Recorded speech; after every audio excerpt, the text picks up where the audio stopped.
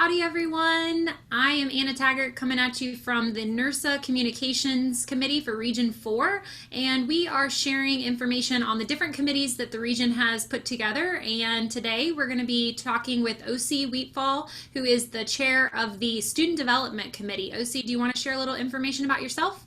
Yeah, sure. So like Anna said, Oscee Wheatfall, currently serve as Facilities Operations Director at Texas A&M University. I also serve as the Texas State Representative for Region 4, and as Anna mentioned, the chair of the Student Development Committee. Awesome. So we're really excited to get more information on what the regional committees for Region 4 are up to. So Oscee, could you tell us, in your opinion, what is the purpose and goal of the Student Development Committee?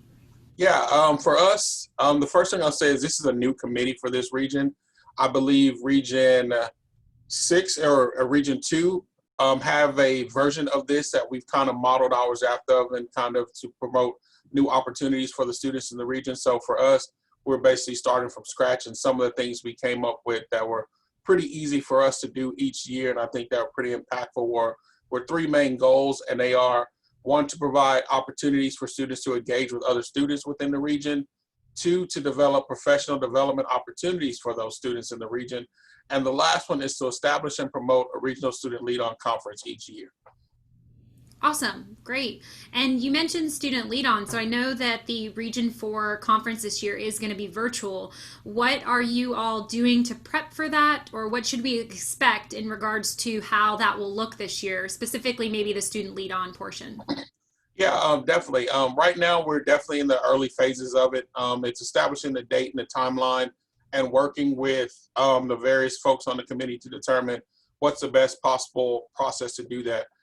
We've kicked around a few ideas, and one of them is to actually survey the students and see exactly what they want. I think what the beauty of the virtual aspect is that we can have multiple rooms and multiple sessions to kind of hit all those different targets. And then with the ability to do breakout sessions on Zoom too, that helps to kind of bring in more people. But I think it'll be pretty typical to what you've kind of seen in a conference format, to where there'll be a presenter, everybody's listening to that presenter, and then we will go to breakout rooms from there.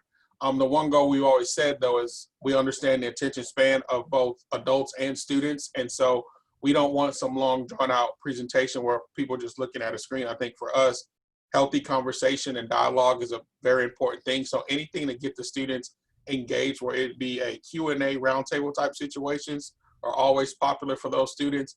And I think anytime where they can see something that'll benefit them in the immediate future, I think it's going to help too. And then just connecting students, where we talked about just having topics and opening up the room for different students to mingle with other students from the region who they've never met, to a kind of established relationship, so that by chance that we do happen to have a conference, or if they meet these people at a different university, it won't be the first time seeing them. I think for us too, trying to figure out that fine line of when to do it. There's no right answer. The class schedules for everybody's going to be all over the place, so we want to definitely make it an ideal time. And the one good thing is we will record all the sessions, so students will have access to view them at their own leisure. Obviously, some of the face-to-face interaction stuff won't happen, but we do plan to try to offset that somehow by either providing email lists or contacts to get people in touch with each other if they want that type of interaction. Very cool. Awesome. Well, thank you so much, Oscee, for sharing your time and sharing with us a little bit about what's going on with the Student Development Committee. We look forward to the regional conference and how that's going to look this year. And we will see you next time, Region 4. Thanks for watching. Yep. Anytime.